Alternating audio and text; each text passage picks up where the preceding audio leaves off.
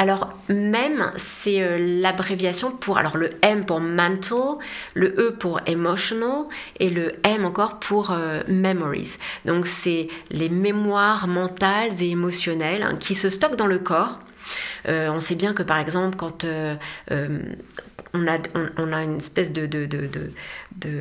grenier à souvenirs, tous en nous, et ces souvenirs sont plus ou moins heureux. Ils peuvent être aussi traumatisants ou ils peuvent, voilà, enfin en tout cas il peut y avoir des choses qui sont pas super agréables, et lorsqu'on est soumis à des expériences, en fait toutes les expériences auxquelles on est soumis passent à travers ce filtre, passent à travers le filtre de ce grenier à mémoire, et peut déclencher des douleurs dans le corps parce que ces mémoires vont être stockées quelque part dans le corps, et lorsque on va être un peu challengé par certaines expériences de notre vie, et c'est souvent des schémas répétitifs, eh bien on va avoir mal, soit on va avoir tendance à avoir toujours mal à l'épaule quand on est stressé, ou quand on sait pas trop, on a eu des choses qui se sont passées, on peut avoir voilà, mal à l'épaule gauche par exemple, on va mal à l'épaule gauche, typiquement ça va être des gens qui ont peut-être une tendance à partir un peu au quart de tour ou à grignoter, etc. Enfin, disons que le yogi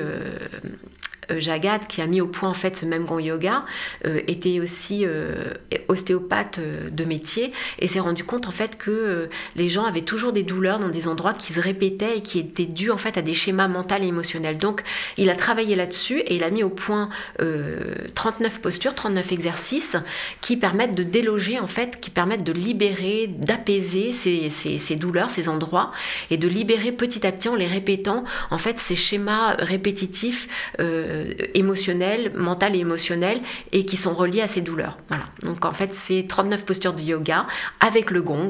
On actionne le gong, puisque le gong en fait vient en plus aider à déloger tout ce qui est toxines, tout ce qui est, puisque ça entraîne bien entendu des toxines. Quand on a mal dans un endroit, c'est juste qu'il y a un amas en fait de toxines qui est là, qui bloque et qui fait comme ce qu'on appelle un nœud en fait,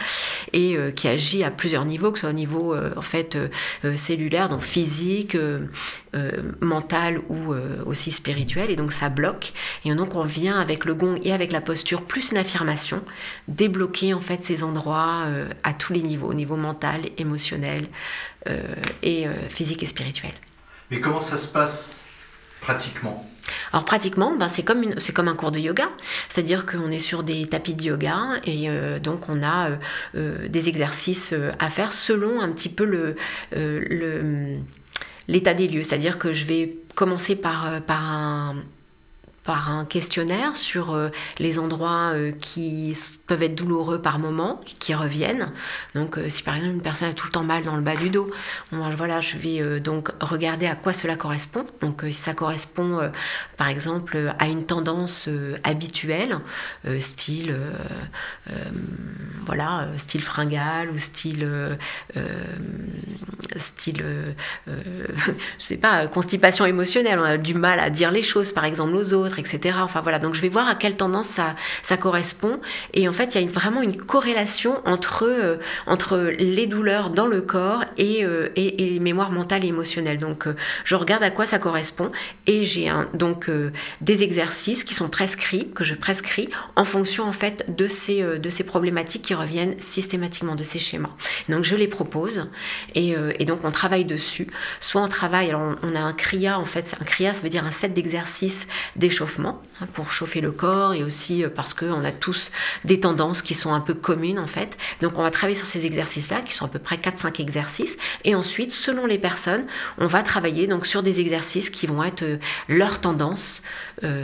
qui sont souvent en fait des tendances qui reviennent un petit peu partout chez les uns et chez les autres. On va travailler, et elles vont travailler chez elles également sur ces tendances, et revenir, et au fur et à mesure donc on avance et on défait toutes les tendances et tous les schémas émotionnels des uns et des autres.